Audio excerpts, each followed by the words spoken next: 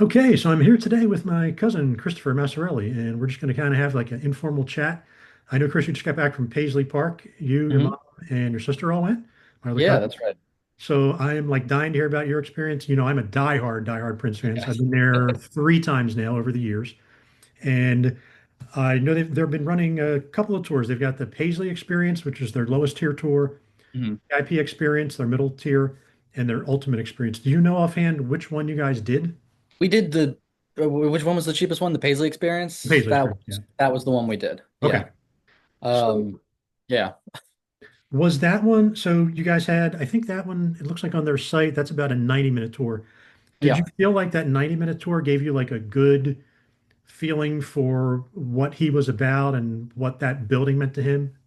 I think so. I guess I don't know what I don't know in terms of what the other tours were like, but it felt pretty immersive. It felt pretty I don't know. I learned a lot and it was a very kind of last minute. We were in the area for a wedding, and I shot a text to my mom. I was like, I think, what about Paisley Park? If we're there, well, I know that's in the area. Why don't we stop by? I've been nagging her to do that every time I see her flying there. And it was great. I didn't know how much the tickets were when I suggested it. I didn't look into it, so I felt a little bad afterwards because it's like a pricey ticket for Yeah, it's like even the $75. lowest tier, I was looking at their prices today because I was curious what they were charging now. It's been a few years since I went. I went in 2019. It was my last one. That lowest tier is $75. Yeah, VIP experience is 110, and the ultimate experience is 199. I think I might have paid, maybe I paid 199, but I thought I paid more like 150. But yeah, and the difference in the tours was that one you went on was 90 minutes approximately. The middle one is 2 hours, and the ultimate one was 3 hours with like some extra behind the scenes stuff. right. I mean, I feel like we saw quite a bit. It didn't feel like 90 minutes. Like it never felt like, oh, this is getting kind of long. Like we were really, and our tour guide was clearly very passionate and which I think really, you know, enhanced the experience. He clearly loved what he does. And the whole time we kept talking about how, we can't even imagine what you must have been like on the tour and how much you would have loved going on that. It was just awesome. We did, I'm trying to think. It's been a couple weeks now, but we saw a lot. The recording studio in particular really blew me away. It was so like I've been in some recording studios before. I worked at Sirius XM briefly. There was a recording studio there that was pretty nice, but this was like out of out of this world. It was really cool. It's Uh, amazing. And the whole place, he had it custom built. yeah, Around 88, he opened it up, or 87 or 88. And I think the studio that you're mentioning, I think on that tour, if I remember correctly, I think they take you into just Studio B, that's which right. was the smaller studio. There's like Studio C is a little bit larger one. I might be thinking Studio Items. I might have them mixed up, but there's a larger studio. But that smaller studio, that one really feels intimate and like really magic because that's where he did a lot of Yeah. his mixing right at the board. Yeah, it was really cool. It was really, really cool. And obviously he had some guitars there and learned a bunch of stuff. Like I said, the tour guide was very I didn't know. I had no idea that the Super Bowl guitar is missing. I had no idea that they don't know where that is. That's awesome. Not I didn't know that. If I did know that, I forgot that. I didn't remember hearing that. I think it was the Super Bowl guitar. If not the Super Bowl guitar, one of the major ones. One of the well-known ones. Yeah, but he said that it just got lost in the shuffle, or that they like threw it out to somebody and it never came back. And Wow. they're still the tour guide was like, if anybody knows where it is, we're looking for it. We would love to have it. He had a lot of guitars too that he would have repainted. So I think it's Dave Ruston from Guitar Works, if I remember right, did that white cloud guitar that's so well known Sure. for Purple Rain. And he Hmm. did multiple versions of those for Prince over the years and customized them. And he would occasionally repaint them. He had one during the Diamonds and Pearls era that was yellow. And Hmm. I'm not sure if that used to be one of the white ones. And he's had a blue one he used for a while. So they used to do that a lot. So a couple of them, they weren't even sure which ones were which because he had them painted over the years. Gotcha. Okay, that's interesting. I think the original white one from Purple Rain, if I remember correctly, might be in the Smithsonian. Oh, okay. I think that's true, actually. I think I saw that not too long ago. Um, and then it was obviously for the 40th anniversary of Purple Rain. They had a bunch of they almost had a Purple Rain exhibit in one of the basketball court, basically, that he had in the building, which was really cool.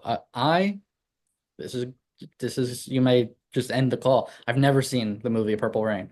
Oh my I God. Yeah. If any of the I any of my Prince friends are watching this, you just got banned. I've seen bits and pieces, I guess, but it was still really cool to see. And obviously, I'm a big movie guy, and the Oscar from the movie was in the room. Like it was really cool to see. So that was definitely cool. And then we kind of walked through the halls a little bit, and then went to um the like soundstage area, which was really cool. Like he would just do the concerts in there, and they had all kinds of pianos. That was where we were able to take pictures. We weren't able to take pictures for most of the tour. Right. They had us put our phones in these little like neoprene locked cases that we couldn't get into. Yeah, I read on their site they're using the Yonder pouches now, the same one they're locking up kids' phones in school in some districts. Yeah, which I think is so stupid, but that's a whole nother conversation. They were using those in a lot of like if you go to an advanced movie screening where something's once in a Okay. while in the industry, I'll see an advanced screening where it's a work in progress and they don't Mhm. want to be filming, so they'll take your phone or a licensing show. They'll do that sometimes. They'll put it in the Yonder Sure. pouch and give it to you when you come out. Yeah, that was my I first really, time. that's one thing about the tours that I really do think that they should open up. And I know people get crazy with their cell phones. They take pictures in very untasteful ways and crazy selfies that just kind of take away the air of dignity that you feel when you go in there. So I understand Yeah. that part of it. But to let people like take a couple of shots inside Studio B or take their picture in Studio B, I think would really be a plus. Now, were they doing? I think I saw the first tier package now.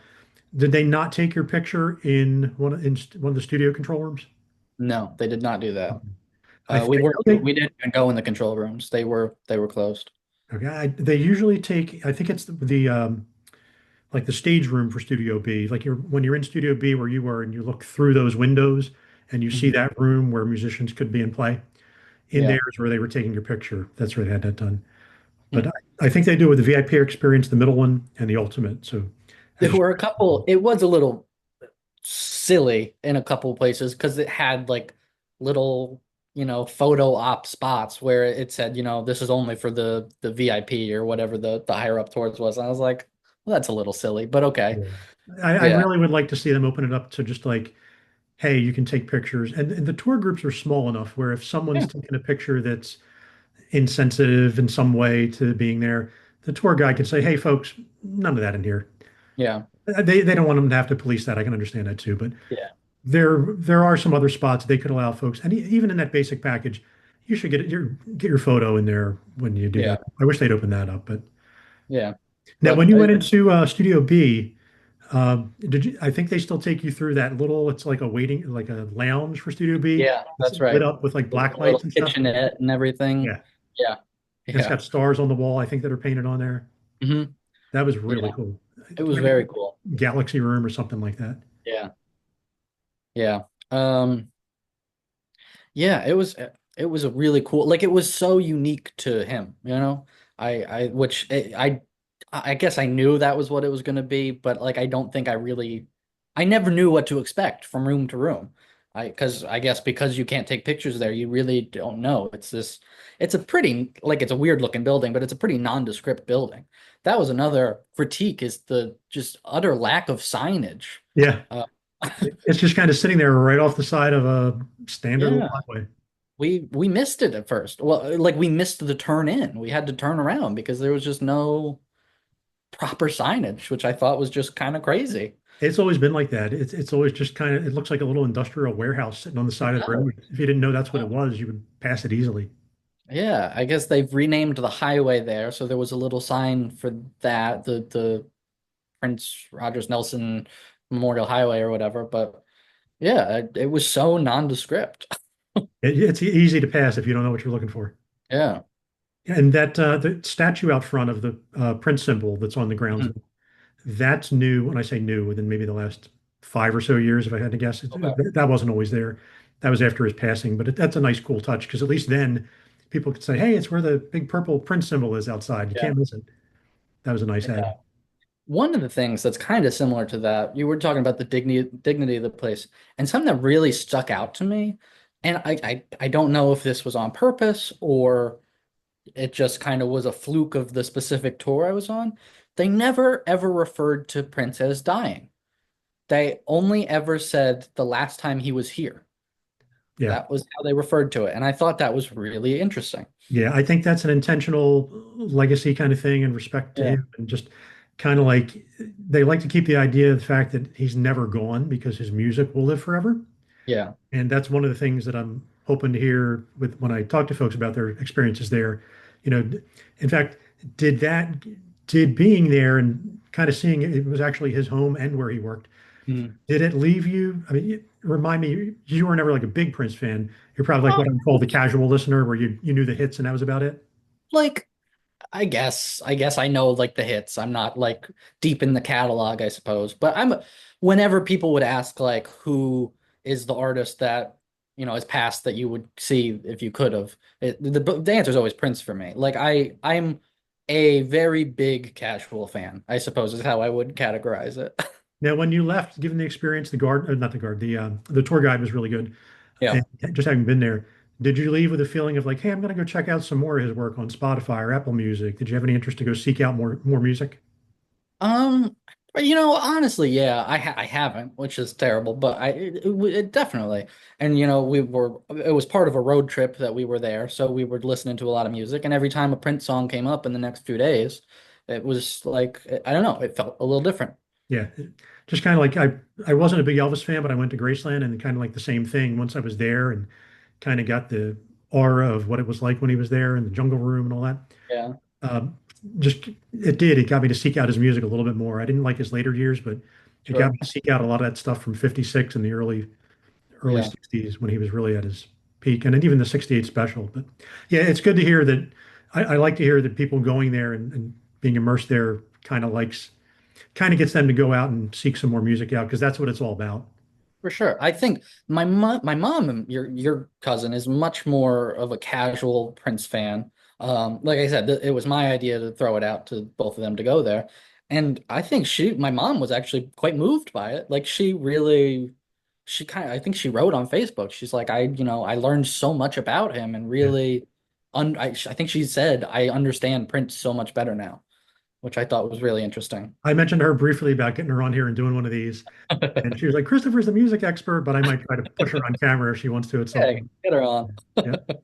But that's good to hear and I think that's why they don't refer to him dying or even saying the word passing. I think Yeah, it's a conscious thing in their scripts where they're like, hey, he's never left us. He's always here. yeah. And And I kind of like, okay, I was gonna say I thought it was especially interesting considering, if I'm not mistaken, that is where he passed. yeah. Yeah, So there used to be, sadly, where he passed was in or right in front of the the elevator, elevator that would right? take him Yeah. from the second floor or from the first floor to the second. And they've actually since sealed that up, which I Okay. think was probably a good idea because you don't want people walking around the tour going, "Oh, that's where he passed." Yeah. It's probably good they just got rid of that.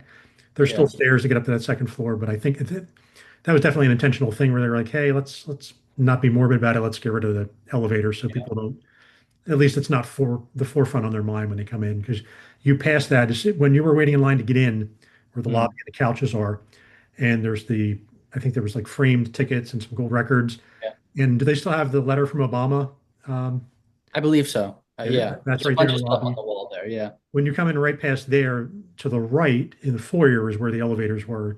Oh, yeah. They That's definitely sealed up. You would sealed never. that up. I didn't know that that's where that was. I thought that was just in some kind of deeper bowel of the building that we didn't get to go to No, because it was right there in the front. okay. So Yeah. No, no you idea. wouldn't be able to pass it. So I think they were like, hey, since you got to go right past this, we're just going to, out of respect, seal that up. Yeah. That's Now I smart. think they have. I know it's not the original doves that were there, but they have doves upstairs. Do you Yes. still occasionally hear them making noise as you're there? The tour guide said that we might hear them cooing, but we never did. The But they were story, definitely and there. I don't know if this is myth or legend or real. I tend to believe maybe it's real. They used to say that when he was recording, in the times that music was playing and could be heard throughout the building, you used to hear the doves making more noise than usual. when music was playing. That's funny. That was always an interesting tidbit that tour guides used to throw out there. Yeah. Now, I, I don't, what were you going to say? I was just going to say another thing that I was really struck by, which I knew, I guess I knew, but because, how many people of that, fame and stature stick around in, small town USA, middle of America. You know what I mean? And when we went to a wedding the night before, and whenever we mentioned to people that that's where we're going the next day, it was always the same reaction. It was, I live in the neighborhood. We used to see Prince riding his bike around the neighborhood. Or there was one woman who's like, yeah, I was one of the people who went and stood outside and like held vigil the day he died. Like it was so interesting because I feel like a lot of times too you would see, an almost disdain for the celebrity around the corner, but it was real love and real admiration for their, the icon of their neighborhood. That's good to hear. And I had the same experience when I went on my trips. The majority of the folks there, if you mentioned what you're in town for, they're like, "Oh, it's great. Have a great time. Oh, we loved him. He was one of our own." And he really, I mean, he stayed there for his whole life. And Yeah, he did have like his secondary homes in like, sure. he had one in LA for a while. He had one overseas. I think he had a house in Spain. He might have at one point had one in Canada. Mm. But he always maintained that residence there.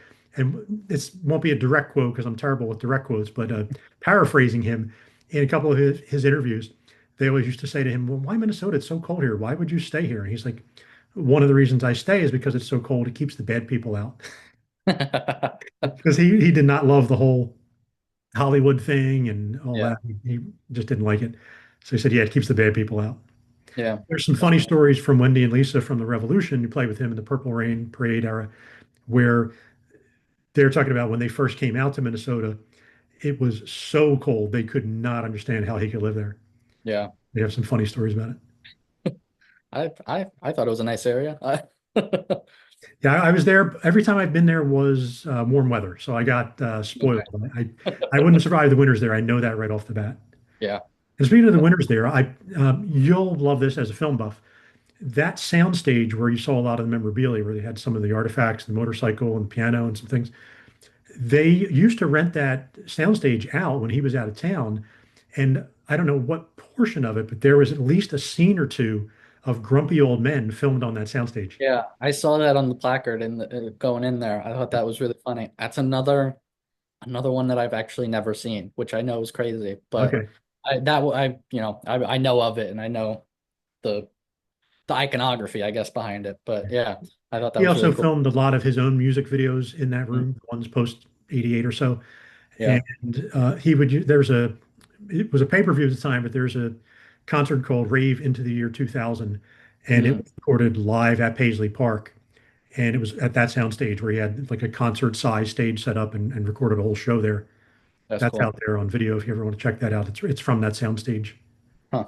When we were in that soundstage, I was like, wow, this must have been like like it's a big room, but it's also for Prince, a small venue, you know what I mean? Yes. So that must have been a really cool. I loved the idea that he was like basically sending up a bat signal when he was going to do like he would project his logo into the sky. That's awesome. Are you kidding me? There's people that I've known who've been to some of those legendary, hey, there's going to be a show tonight, last minute, and they're there till sunrise, him coming on stage at 2 and 3 a.m. And I never got to be in one of those. Hmm. Know a lot of folks that did, and they were just supposed to be off the charts amazing. When Yeah. I was there for, I think it was the first, what they called the Prince celebration was 1999, I believe, was the first year. And there were like dance parties and they would show Purple Rain on the big screen and they would have the sound stage open for folks to come in and listen to music and dance. And then the NPG Music Club room next door, that smaller room, they have like a Mhm. dividing door between. They would open it up so you had access to both. And those were really cool. Um, but it was in that smaller room, that what they now call the NPG Music Club room, Mhm. in that 1999 trip, where I almost accidentally, as a fluke, got to very quickly meet him. It was in that room. And I don't think at the time it was called the MPG Music Club, or maybe it was, and my memory's not good going back that far. But it Mhm. was right in that room where it was a dance party going on one of the nights during that trip. It was like a paid open to the public. You could go and going to Paisley Park, and it was a multiple night thing. And one of the nights there was dance parties going on, and somebody was DJing right back near where the little food area is now. They had a DJ booth set up. And as I was just kind of moseying around, he was standing there at that DJ booth. And I was like, holy crap, is that Prince just standing there in the shadows? And I was like, okay, this might be a once in a lifetime. Do I even dare approach him? Yeah. And I was like, you know what? I'm a paid guest. It wasn't like I snuck in. I'm going to very slowly and coolly walk over. And if security doesn't grab me first, I'm just going to say hi. And I just said, I got right up to him and just said, hi, Prince, thanks for having us. Took my hand out. I know he doesn't touch people most of the time, but he shook my hand and said, thanks for coming. And I That's was like, awesome. I said to myself, that's it. Walk away because you just had Yeah. a good experience once in a lifetime. And I Oh yeah. did. And then one more person behind me walked up and met him. And then, like Batman, poof, like he threw a bat pellet, he was gone. And I was like, oh, now I feel bad. Like he moved because I went to meet him, but I at least got to meet him. And that room when I was on the tour, when I went back the subsequent years after he passed, I was like breaking down because I was like, holy crap, I actually met him in Yeah. that room and had that moment. That's really cool. And That's he would really cool. have some of those smaller concerts on that little stage, that smaller Mhm. stage. Yeah, that was even more intimate. I one First of the year, okay, Oh no, go ahead. Oh yeah. that first year during that celebration, I think it was that first year, Alicia Keys was one of the guests. Mm, And she was playing a couple of his songs, played her own set. And I think India Ari was there as well. And I think he came out and played a brief little thing with her. So that's really cool. you're gonna say?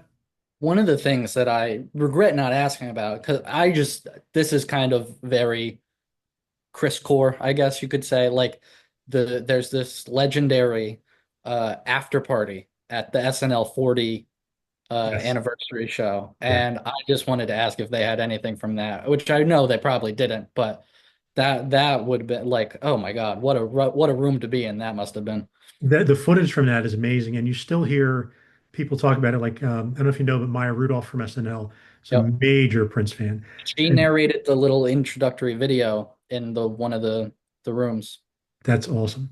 Yeah. And so she's a major fan. She actually does some shows. It's usually New York and LA. I haven't seen her come near Philly, but she has a little Prince cover band called Yeah. Princess. And she and two other friends do like Prince songs with them singing them. Yeah. But Oh, that she'll must, talk about that show a lot. And I think, I forget who else, there was multiple. Fred Armisen, I think, was at that show. yeah. I think McCartney played with him for a little bit. I like, oh, what a night that must have been. Yeah, that footage was unreal. Yeah. And I think that little stand, there's like a microphone stand that looks like the Prince symbol. It's purple. It's maybe about Yeah. 3 feet high. I'm pretty sure Paisley Park had that on display when I was there, and he had that at that time Okay. too for that That's show. cool. That's really cool. So I'm trying to think, looking at the list of what the experiences were. So they took you to Studio B, saw Hmm. the sound stage. Did they take you when you went in that first foyer area on your left? Did they have Prince's office open? There was like a little tiny office room. Oh, yes, that's right. Yeah, his office was there. That was really cool. I forgot about that. Yeah. Um, and according to them, it was, left as is from the day he passed with That's whatever the story. he had. Yeah, a lot of the Yeah, books and CDs and things that were on the table and his desk and the yeah, shelves, they say that they just kind of left them there so that it would be intact and get an experience of what it was like when he was using the office. yeah. I thought that was really cool. I also chuckled when I saw right outside. This was very 80s. I thought right outside his office was the little phone booth nook, basically, and they still had like the yellow pages on a little table in there. Yeah. Did they have, I think in one of those nooks, they had made a display case out of it now, and they had his Mad Cat Honer guitar, the one that has like the leopard print on it. I think so. I think that And was there. and I think Yeah, like a little audio cassette, like a regular cassette with some demos on it, and yeah, a little notebook with some of his handwritten lyrics, if I remember, was in there. yeah. There was definitely a bunch of there were a few rooms in that little foyer that we kind of split up into different little sections. Like I said, there was the kitchenette and a couple other little booths that have been kind of converted into little mini exhibits. And there was a bunch of his, outfits over the years. What a little twig he was. Oh my God. He had some amazing outfits. I mean, he had all the high heels, which sadly led to a lot of his hip problems. But I think I saw it wasn't when I was there, but after I was there, they were doing like a shoe exhibit, and I'm like, okay, I get it from a fashion standpoint if you were really into Prince's fashion because he had his own fashion designers. But I'd like to see him focus more on the music stuff, not Yeah. the fashion. But I mean, There the stuff was he wore on stage is cool. yeah, there was a in the sound stage they had a piano that was like a glass body piano, and inside was a bunch of his shoes kind of on display in the piano, I which I saw that. I think that's a new exhibit since that shoe exhibit that they started a few years back. I don't remember that being there when I was there. that I did get a I think I got a picture of it, so I can send that to you if you want. Yeah, that's cool. But Any pictures, yeah, I'll take. yeah, I'd love to see. okay, Yeah, and then sure. I saw they still have the purple piano, which I think is the one he That had was pretty when he cool. did the solo piano shows at Paisley Park. And the tour he was on when he passed was that tour where he was just going around to different cities and just him and a piano playing Yeah, medleys of all of his repertoire throughout the years. yeah. The like one piece fiberglass piano. I've never seen anything like that. That was pretty cool. And I think it had the lyrics to Adore written on it from Sign of the Times. Yes.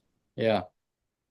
Yeah, so Yeah. that concert, by the way, the solo piano concert, I know they've got recordings of it, and the fans have been griping for years that that should have been one of the first things they released, and it is still not released. There's some clips on YouTube, not really video footage, but audio footage from some of Mhm. those shows. There's one in pretty good sound quality from Australia, but there's still no professionally recorded sound quality version of those shows released, and they really need to release it.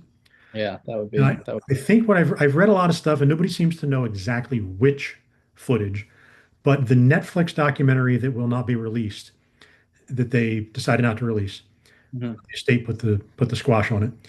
I believe a lot of the footage the fans wanted to see from like the August 3rd, 1983 First Avenue concert, which is where some of the basic tracks for Purple Rain were actually recorded live.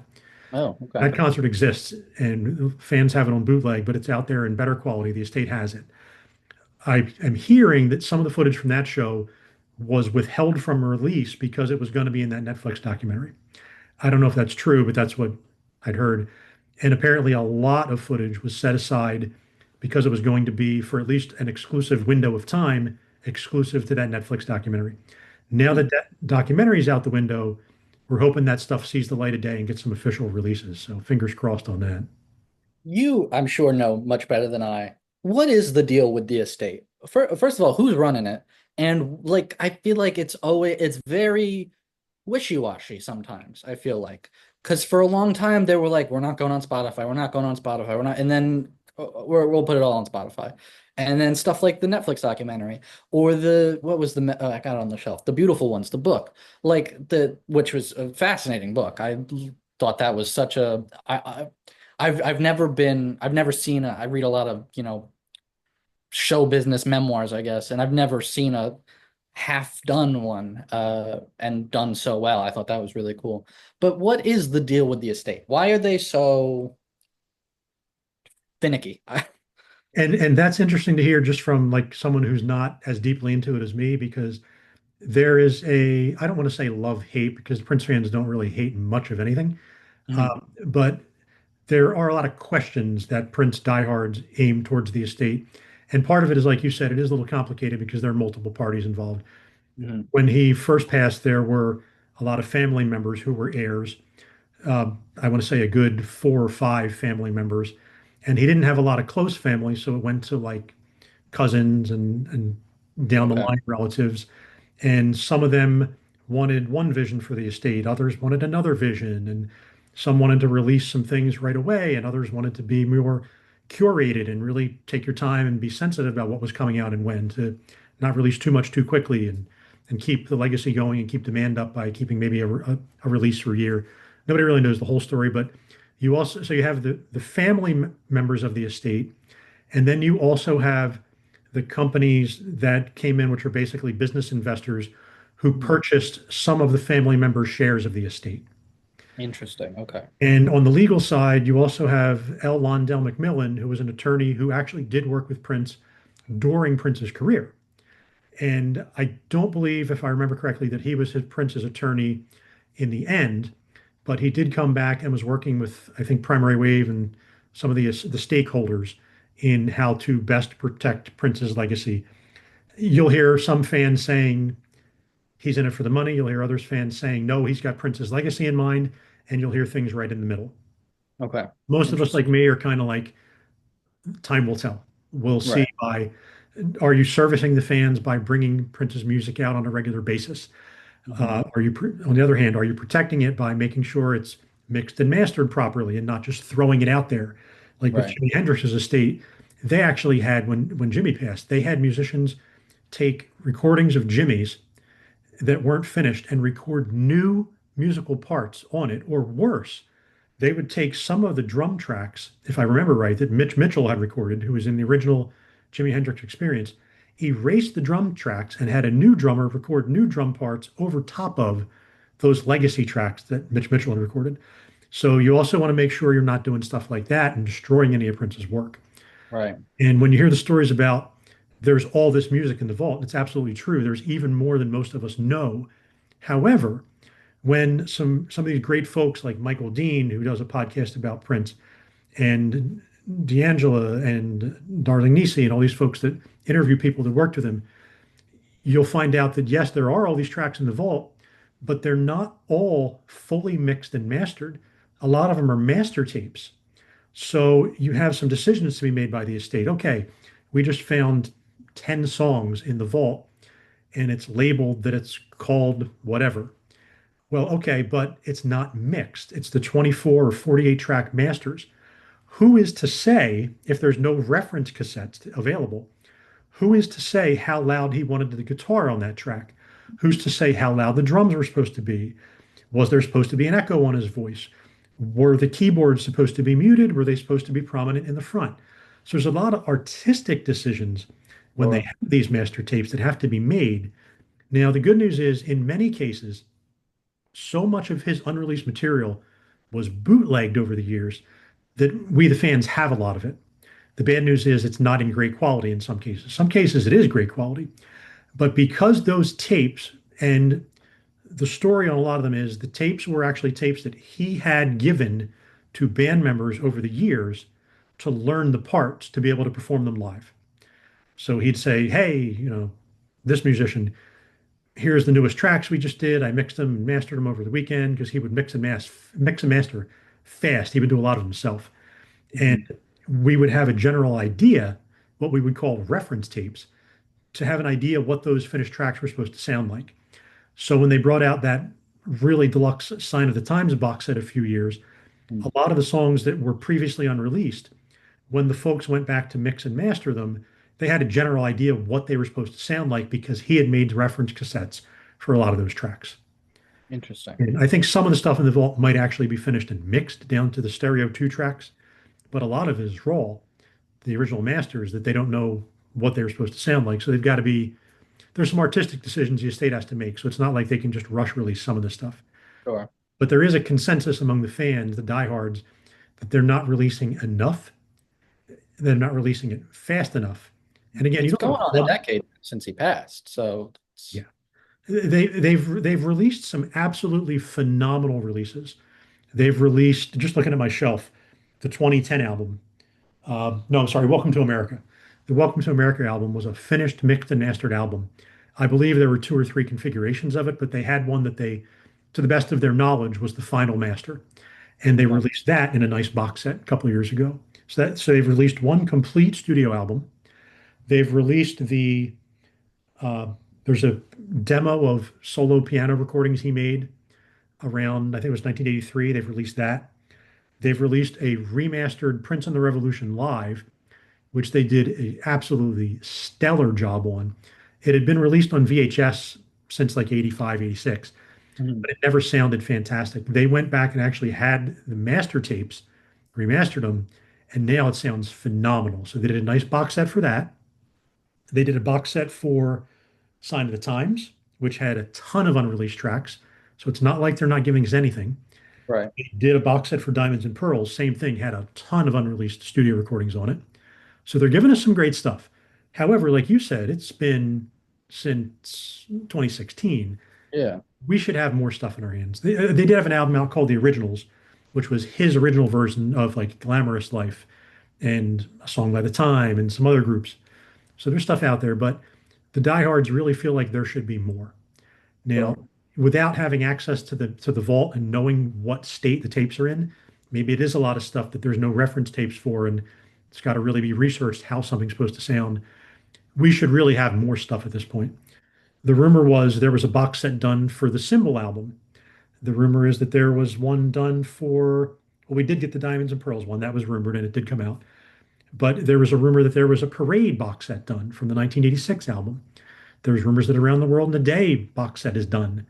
Now, I believe Londell McMillan did say at the recent Prince celebration in June that one of the next releases would be an Around the World in a Day deluxe edition, but he didn't specify box set. So it might just be something like, here's the remastered CD, and here are a bunch of the 12-inch mixes that were released during that era, and here are some of the B-sides, and maybe a live track or two. It Mhm. wasn't said that there would necessarily be unreleased recordings from the sessions, and that's what we want to hear because we know there are those sessions. But we would like to see more released more often. But now that the Netflix documentary doesn't have exclusive rights to a lot of those recordings for a certain period of time, we're hoping a lot of that stuff will come out pretty quickly, more so than later.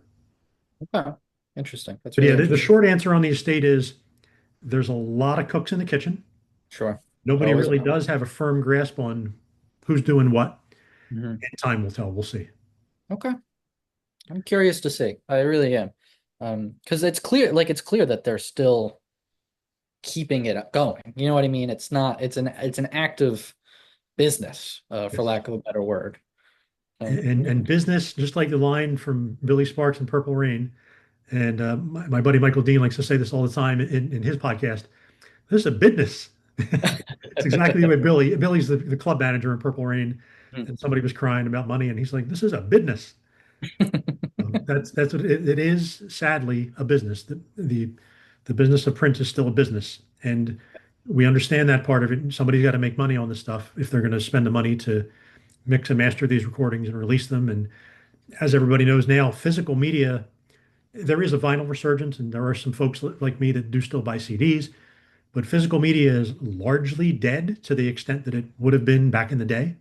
Sure. I'm seeing a resurgence. Maybe this is just from the like film side that I'm locked in on. I'm not into it if I had the money, the space, the blah blah blah blah blah. But the DVDs are coming back. The Yes, 4Ks, the Criterion Collection does a lot of good work with that kind of stuff. So there is a very vocal, very proud group of physical media enthusiasts out there. I'm starting to see it, and not just from what you mentioned, but there have been more articles about it lately about physical media making a comeback. And the part I'm happy about is that the youngest generation is starting to say, "Hey, that favorite movie I was watching on streaming, they took it off the platform." Yeah. And sometimes it's not as simple as Netflix had a license for 2 years and now it's on Hulu. Sometimes it's worse. It's gone. It's not Yeah. there anymore, and you can't watch it if you want to. Yeah. So to have it on physical media, nobody can take that away from you. And I think some generations are starting to realize that, and you're seeing a resurgence in it. Yeah, it's a world that I'm interested in. I just, I don't have the money or the space. But I know the people who love it. Like there's a couple of podcasters that I listen to on the movie side where they have just like endless shelves and shelves and shelves of these, these steel books for 4Ks of old releases. And there's companies out there doing great work. Like Criterion is doing stuff. And then there's a bunch of, smaller shops that are doing these, 4K re-releases, and they've got all these like cool special features. I know, like I keep saying Yeah. Criterion. Criterion has awesome special features, and they will go out and get, special features that would have been with an original release, and then special features that are specific to the Criterion disc. So they're I'm interested in watching the physical media space, even if I'm not as able to partake in it right now. I think it'll grow. And even some of the places around here, there's not a lot of used record stores left around me, but the ones that were primarily selling used CDs are now selling a lot of vinyl. But they're also, I noticed, expanding a lot into used DVD and Blu-ray market. Yeah, Like what used to take up all the shelf space for used CDs is Blu-rays and DVDs now. yeah, So I'm hoping that does make a comeback. But the revenue, the business side of it, the revenue is the bulk of the revenue is going to come in from things like exclusive agreements with either Netflix or Apple TV or HBO Max. You saw when Taylor Swift did her Eras tour, it was, I think originally it was in theaters, then I hmm think it went to Apple TV, And I I think they put it on Disney Plus. Yes, Disney Plus. Thank you. I knew there was two streamers involved. There was at one point there was an Apple TV broadcast, and at one point it was Disney Plus. Yeah, Yes, so she's had on a couple, but they're getting large guarantees for those rights to give those streamers exclusive windows for a certain number of years on those programs. right. I couldn't believe when Taylor brought out that concert film that the fans, like my daughter, never got a Blu-ray or DVD release. It doesn't exist. Yeah, I couldn't believe that it wasn't in Target because they sell a lot of her new releases first, that there wasn't like a box set of a three CD Eras Tour show with the Blu-ray of the concert and bonus footage. It shocks me that that's not out there. But I think the reason it's probably not, this is an educated guess, mhm. that window with Disney Plus is probably locked up for a certain number of years where only they can show it. Yeah, that And at makes the sense. end of that, she'll probably bring out, I keep telling Megan, she'll bring out a box set that'll have the Blu-ray, the audio CD, and then it'll pop up on streaming for the Eras Tour concert as well. Yeah, that makes sense. But yeah, the estate for Prince, they're doing releases when they can. They know that there's a certain amount of fans that'll buy them. That's why they're expensive multi-disc sets. I'll buy it. All my friends will buy it. I don't think you're going to run out and buy a 9-disc, $200 CD set. So they Probably. realize they're not going to sell a lot of them. So they're looking for those streaming deals, I think, those kind of things. Yeah, that makes sense. So on the go back to the tour again too. So we talked about your Studio B. I think did they take you down the hallway where a lot of his awards were, not just the Yeah. room where he had the Oscar? Yep. That Yeah, that was a lot of the gold records and all that on the wall. And yeah, that was cool. there's a line in one of his songs that he says, "I don't care to win awards." So I found it kind of ironic that he's got a whole hallway dedicated to the awards. But I've got to think he at least liked the recognition that someone was Sure. recognizing, "Hey, you did a good job." Yeah, absolutely. They even said they showed there were a couple like video portions of the tour where they would kind of stop and play a clip of something. And um they showed the clip from the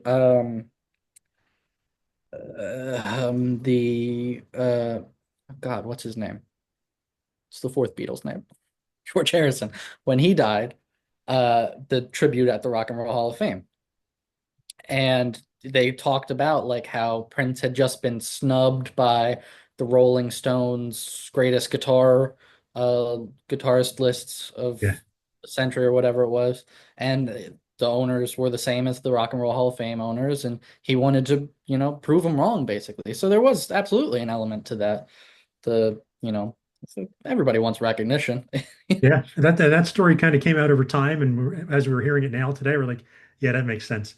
But at the Yeah. time, we were just like, holy crap! I mean, the diehards that knew him as a guitarist, a lot of it, he didn't get a lot of recognition as a guitarist for a long amount of time. Hmm. And when he finally did, it was good to see him get that due because people knew him for keyboards in the early days, and he was one of the first to experiment with the Linn drum machine. So they knew him for drums and keyboards and synth and that kind of stuff. But when that was really a lot of people's first eye openings to how amazing he was as a guitarist.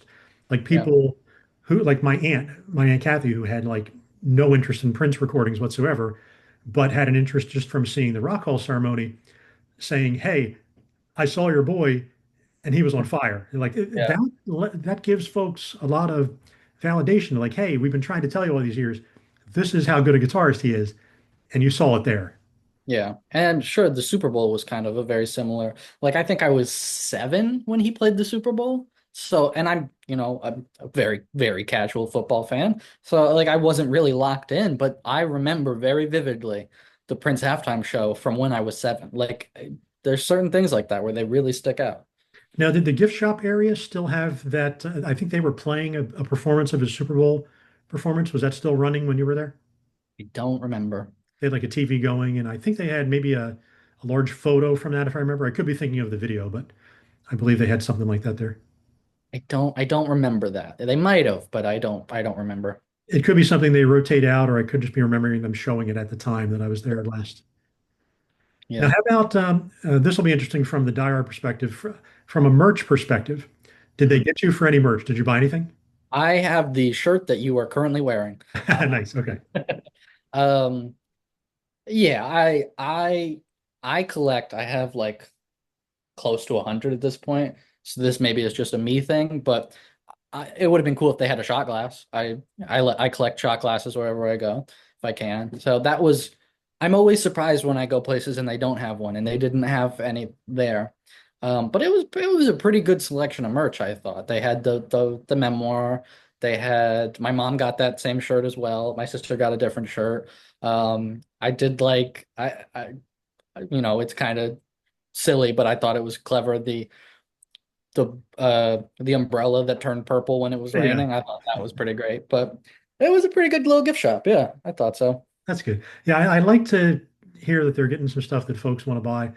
They had one of the things they were doing when I was there, they had some custom, I don't say custom, but they had some reissued t-shirts. Like they had a replica of the Mm. t-shirt that I got on my Purple Rain tour. The first show that I ever, my first concert was November 24th, 1984, Purple Rain tour at the Spectrum in Philly. Wow, that's And cool. when I was at Paisley Park, they had a replica of that exact shirt, but they only had it in like really small sizes left, so I didn't get to get one.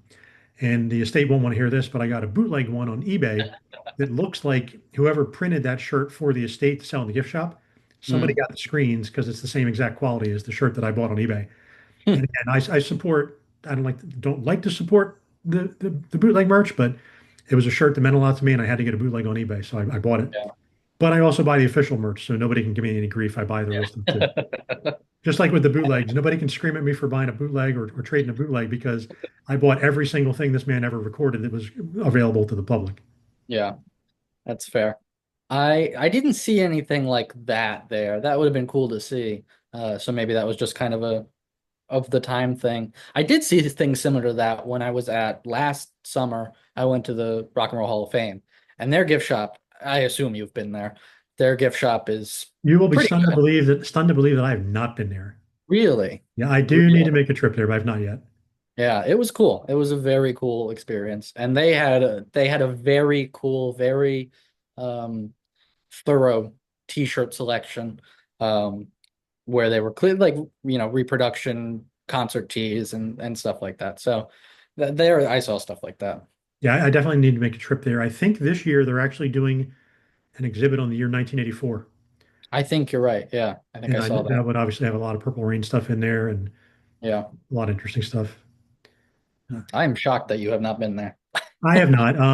I've always watched the induction ceremonies. Mm, There's always, I'm also one of those people who like always, no matter who gets in, I'm always complaining, oh, so and so should have got in every sure. year. And there were artists that they've overlooked for so long that should have been in there that weren't.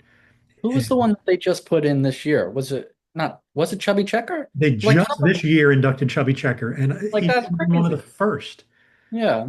I mean, I listened to a podcast called Sound Up, which is fantastic. It's with Mark Goodman, who was one of the original MTV VJs, who Mm, also works on Sirius XM on the 80s channel, and a music critic that is knows his stuff really well, Alan Light, who also wrote a book about Prince. They have a podcast called Sound Up, and I believe both the gentlemen are on the Rock and Roll Hall of Fame induction uh, panel, if I remember right, the folks that get to vote on who goes in. And I forget, I think Alan was saying he was one of the ones who was lobbying. I forget. I remember him talking about in the Hall of Fame, there was always this debate about whether Chubby Checker and the Twist was it a big enough contribution to rock and roll to just have that one record? And a lot of folks were like, no, it's not just that one record. He introduced a generation of kids to rock and roll in some cases. I mean, you had Chuck Berry, you had Elvis, but Chubby Checker and the Twist was one of those songs that was an institution. And yeah. sure, he came out and did Let's Twist Again. Okay, maybe that's a novelty song to take advantage of the first song, but what artist hasn't tried to duplicate their prior successes on the Yeah. radio? Yeah. So yeah, this year they finally are putting him in. He should have been in there in the initial year or the second year, if anything. Yeah. So it was definitely interesting seeing because obviously they have like it's a museum, but they also have like the year by year plaques of who was inducted, which I thought was cool because it was like engraved with like the band logo and the signatures. Like which I thought was very cool. But it was interesting to see because then you got people who are in there like multiple times for Yeah. various projects. The Paul McCartney's in there for the Beatles and himself, and then you got people who aren't in there at all. Yeah, that's one thing. Another category is like bands, like Bruce Springsteen and the E Street Band. Hmm. Bruce's manager, I believe, is heavily involved with the Rock Hall, so it makes sense that the E Street Band would show up. Now, you know me, I'm a diehard. The I E Street do. Band belongs in the Rock and Roll Hall of Fame.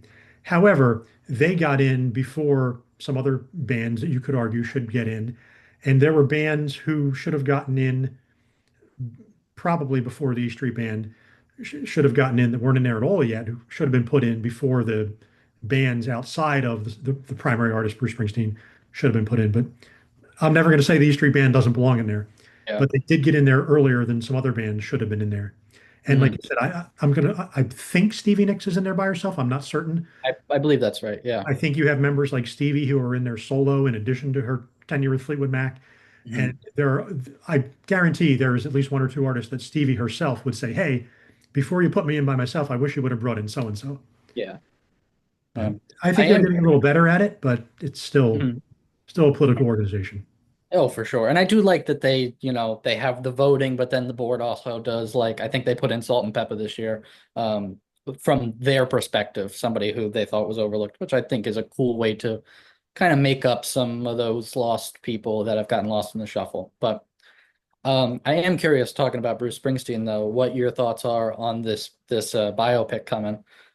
If you, My initial reactions were, how are they going to make this into a movie? And I say that because Warren Zane, the gentleman that wrote the book Deliver Me from Nowhere, The Making of Nebraska, I read his book a few years ago, and it's absolutely fantastic. It's basically a book about the album Nebraska. Mhm. Nebraska is an album that Bruce recorded on a, I say primitive, it's primitive today, but at the time it was not quite state of the art, but it was still an affordable fan type tape recorder that a fan with a couple $100 could buy. He recorded this album, Nebraska, on a 4 track, that's all it records, 4 tracks, 4 track recording device on a regular cassette tape, not even like a half-inch tape or anything like that. A regular cassette tape, the kind that we would walk around with Sony Walkmans in our pockets. He recorded this acoustic album called Nebraska. And for the most part, it was just him, his voice, an acoustic guitar, maybe a little bit of keyboard, and maybe a little bit of harmonica. Just 4 tracks, Mhm. down and dirty. And at the time, he had recorded and released The River, which was a commercially successful rock album, not the juggernaut that Born in the USA would become. But the label, Columbia, was waiting for Bruce's next big rock record. And he had done this album by himself in a bedroom in a rented house in New Jersey Mhm. and called Nebraska. And the more he listened to the tape, the more he decided, you know what? That's the album. And Columbia listened to it and they were like, basically, you've got to be out of your friggin' mind. It's not mixed, it's not mastered, it's not good sound quality. We can't release this. Sure. And he basically said, well, I'm also doing this album, Born in the USA. It's going to be more of a rock record, but I want to release this first. This is the next artistic statement that I want to make. And basically, I forget which head of Columbia's department, but they basically said, okay, fine, we'll do our best. And they put some lackluster marketing behind Nebraska and just kind of let it die. Mhm. To this day, now it's regarded as a masterpiece. Even fans like myself, most fans, would probably admit at the time it came out, we were like, we listened to it a couple times, and we're like, okay, I'm done with that. What's next? Right. Nobody at the time thought it was this masterpiece. I'm sorry, most people did not say that.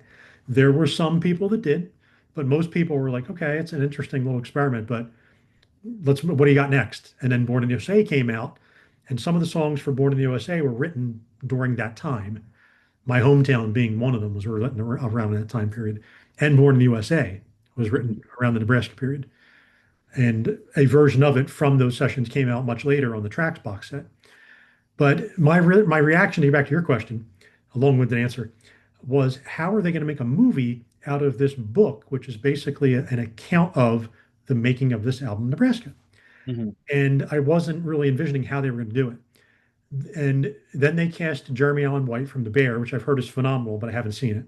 I do like the bear. I think I have feelings about the inclusion of it in the comedy category at the Emmys. I know a lot of people have feelings about that. I do really like the show. I love Chicago. I love the city of Chicago. So anything Chicago related, I'm kind of locked in on anyway. But it's a great show. But I was confused when they cast him for sure. I didn't know much other than knowing that he was in The Bear and having not seen it. I didn't know anything about Jeremy Allen White, Yeah. but some footage recently started coming out of him in the role. Hmm. And you started seeing some like shot on the street. Here's him in Sure. outfit, dressed like Bruce from that time period, around 82, 81, 82, and started saying, "Hey, you know what? I can envision it. I can see him looking like Bruce from that time period." So that was a good sign. Hmm. Then just more recently, the trailer dropped, and you started to see him in character and Hmm. seeing him in performance footage playing what I think is supposed to be the River Tour in 81. And finally, I think most of the fans are like, okay, we see it. We get this now. We see how they can make a movie out of this. And Yeah. I think it's going to tell the story. You'll see Bruce walking around his hometown on the street. You'll see him talking to people about making this album. I know John Landau, his manager, will be in it as a character, someone I playing believe John. Jeremy Strong from Succession is playing him, I believe. Okay, great. Yeah. Yeah, so we're starting to see. The short answer is we're starting to see that it could work. Okay. And from everything we've seen so far, we think they're going to do a good job with it. It'll be a respectful storytelling around his artistic approach to the album around the time of that time period. So we got high hopes for it.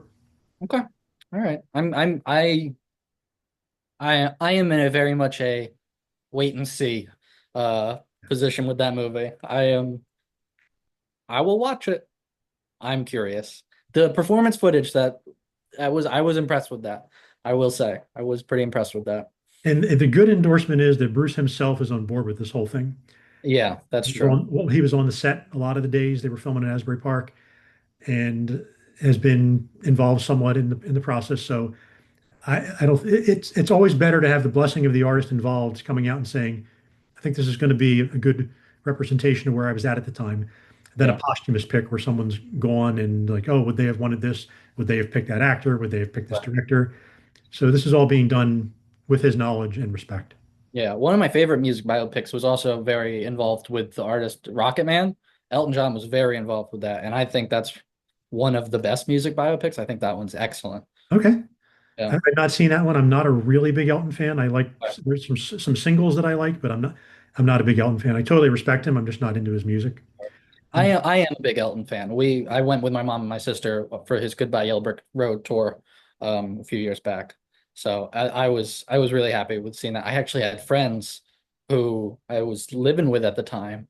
They went to his final show at Dodger Stadium in LA, oh which wow. yeah, that would have been cool. I believe they wound up having it on Disney Plus, didn't they? Yeah, they did. That's out there. So I'll put you on the spot really fast. You're getting whisked away to a desert island. You can take one album with you, Billy Joel or Elton John. Go. That's a tough one. That's tough. Because I know you like Billy too. I do. They are every year my Spotify Wrapped is Billy and Elton at the I top. They won't I kind won't of pin go you back down and for an forth. answer because whatever you answer, 50% of the people watching this are going to hate you right off the bat when you give the Yeah. answer.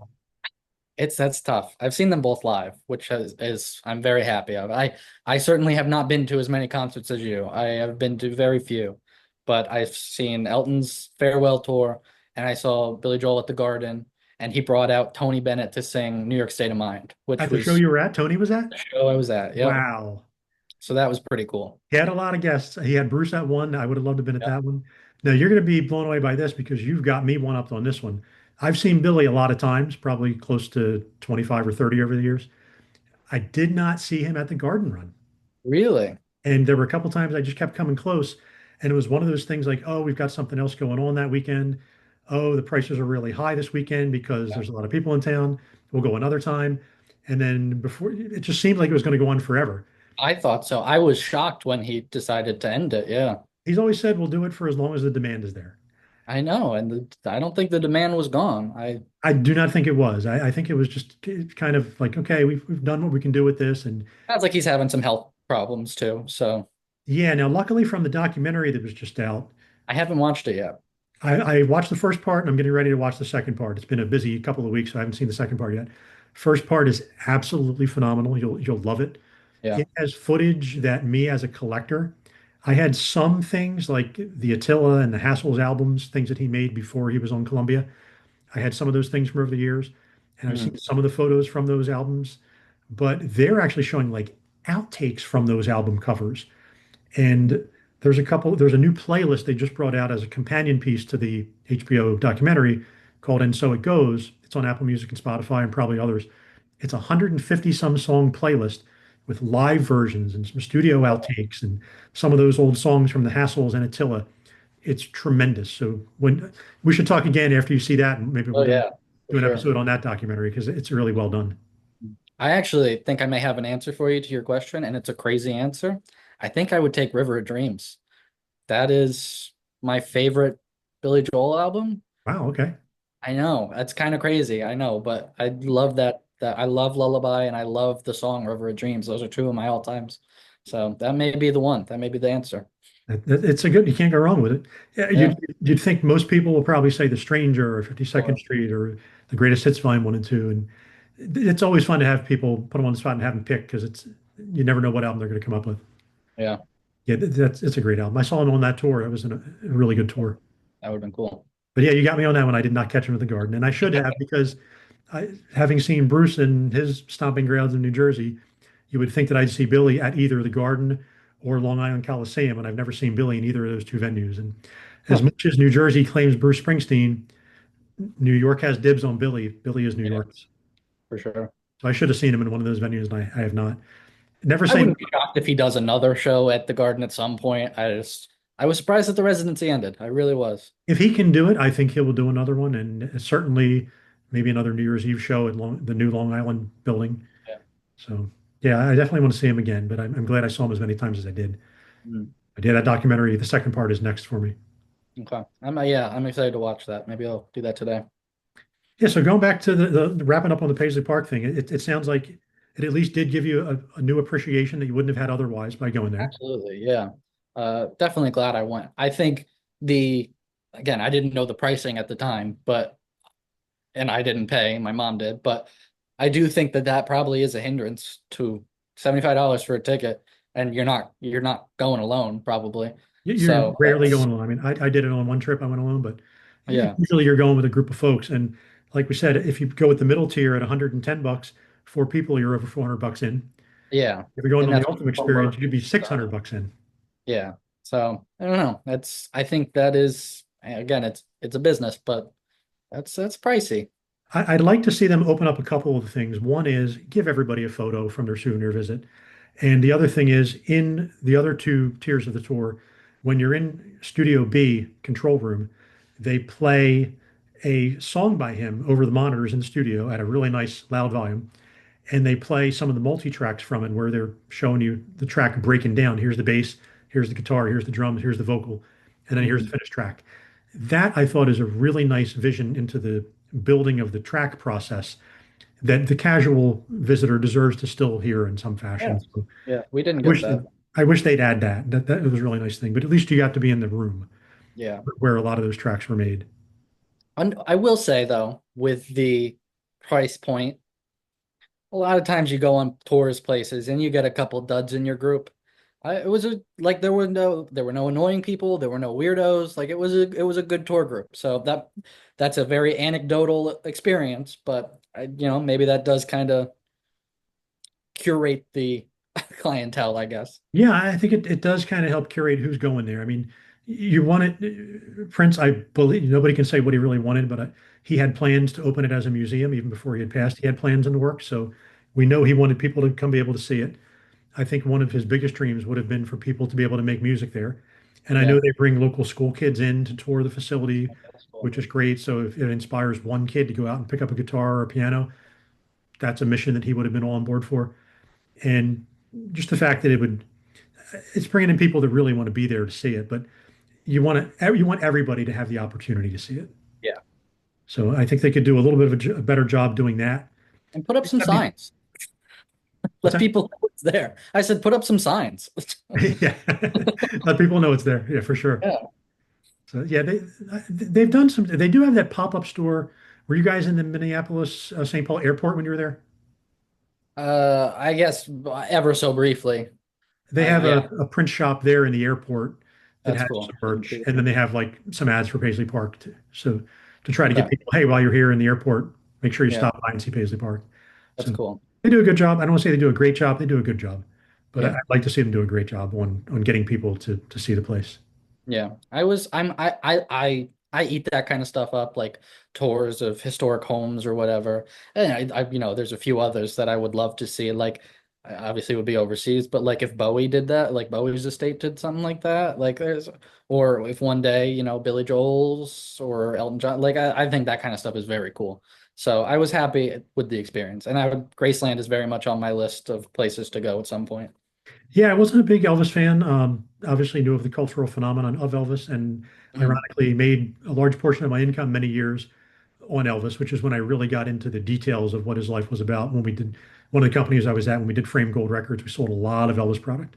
So Mhm. Elvis, in a way, probably paid for my humble little house. You've seen it; it's not a big house, but what I paid for it with was probably paid for by a lot of Elvis dollars because we were a I know you, licensee. yeah. I know your grandmother was a big Elvis fan. She was a huge Elvis fan. Yeah, she loved Elvis. Yeah. Yeah. So yeah, I at least got into Elvis over the years. I had to make it my job and know about his career to develop product. So Yeah. huge respect for Elvis. And Yeah. Graceland really did strengthen that process. And I'm glad to hear that Paisley Park is doing that in the same way Graceland did. Yeah. For sure. For sure. Yeah, in the very early years of Paisley Park, right after Prince's passing, the company that ran Graceland's tours, I believe currently, was running Paisley Park's tours for a year or two. I think Mm. just as kind of an interim, they were doing it until the estate took it over full time. Yeah. But Interesting. if you do get the chance to go back, I can highly recommend the Ultimate Experience tour. It's like a 3 hour version instead of the 90 minute, and it's a little bit deeper. I think they take you. Oh, that's what I was going to ask you. I don't think they took you into the video editing suite, did they? Did you see a little room where he used to edit video? No. If you were at his hallway looking left into his office, Hmm. a little further up on the left, they probably had the door closed, is a video editing suite. And you kind of walk down a couple of steps into this recessed little room where he would do video editing of either Hmm. concert footage or whatever music video he was editing at the time. And they took the tour group in there and they showed a little documentary about the Musicology tour, which was his 2004 concert. And it Okay. was a behind the scenes version of showing him and the band getting ready to go on stage and then showing concert footage from it. And that was tremendous. So Cool. I'd like to just see them have an experience where they let everybody go into all the areas and see this stuff. I understand it's longer. You can take more Yeah. people throughout the day if you have different tiered tours, but I'd like to see them reach some kind of happy medium where everybody gets to say, hey, yeah, I was there and I got to see that, as Yeah. opposed to, hey, I saw this and I saw that, but I didn't get to see that. I'd like to see them find a workaround somehow. But Yeah. I would love to go back sometime. I don't know. The next time I'll find myself in the Minneapolis area, but yeah, it was definitely very cool. that would be another question. You just brought a question that I should have asked was, having been there once, would you want to go back again? And it sounds like the answer is yes. Oh, definitely. Definitely. Yeah. It was very cool. It was a very cool experience. I would highly recommend it. And it's good to hear that the tour guide you had was passionate about it because Yeah. a bad tour guide at a scenario like that could make all the difference between really helping educate the visitors on what the place was all about. And all three times that I've had tours there, I've had really good tour guides. Yeah. The first two were while Prince was still in Paisley Park, and the other one was after. And all three times the tour guides were phenomenal and Yeah. really seemed to know what they were talking about. He was clearly passionate. He clearly loved what he did, which is that's what you want from that kind of thing. Are And they still everybody, what? Are they still telling the story? Some of the tours, the tour guide would tell you the story about when Prince was in the control room for Studio B, when he was listening to playback, he would like to listen so loud. The legend is that if you're in the restroom near Studio B, that he was playing so loud on the monitors that they would have some of the tiles, ceramic tiles on the men's room wall would shake. And once or twice, one of the tiles had come loose and had like fallen off the wall. That's so funny. They didn't mention that. I don't know No. if that one's true or not, but I could imagine he was a fan of mixing loud because he liked to hear. I think I remember hearing a quote of him saying he liked to feel, literally feel the music Yeah. during playback so that he was feeling the vibrations of the music when he was playing back. So he would be known to mix loud. Hmm. Yeah, they didn't mention that. That was one of those little funny stories that may or may not be true, but I thought it was funny. Yeah. Were there any other stories that the guide told that stuck with you about him recording or living in the facility? I think. Um,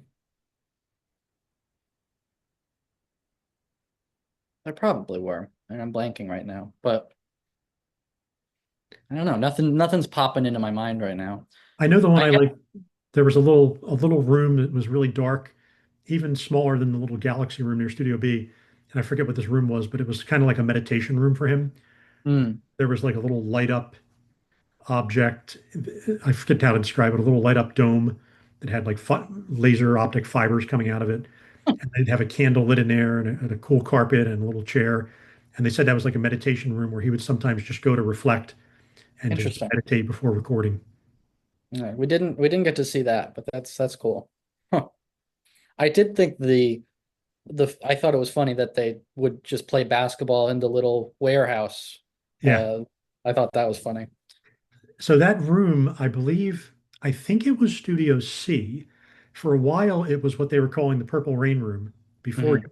they had a lot of the Purple Rain stuff on display because they weren't It's using still in Studio. there right now. Yeah. But still there? Is it Yep. still in that big, like a little, felt like the room where they were playing basketball? Yep. Okay. So yeah, that used to be like a rehearsal room where they would actually play and do dance moves and do Hmm. some things. And I think he had a little basketball court set up outside, which they didn't show us. Okay. I know I was going to ask you, did they show you, is the Purple Rain tour bus still on the premises at Paisley Park? If it is, we didn't see it. Okay. I believe it's in what used to be the game room where they had at the time the black piano from the rave special used to be like a game room. Out that window, you could see out in the back, one of the loading bays, they had the Purple Rain tour bus outside Hmm. when I was That's there. I don't know if it was a permanent one or not.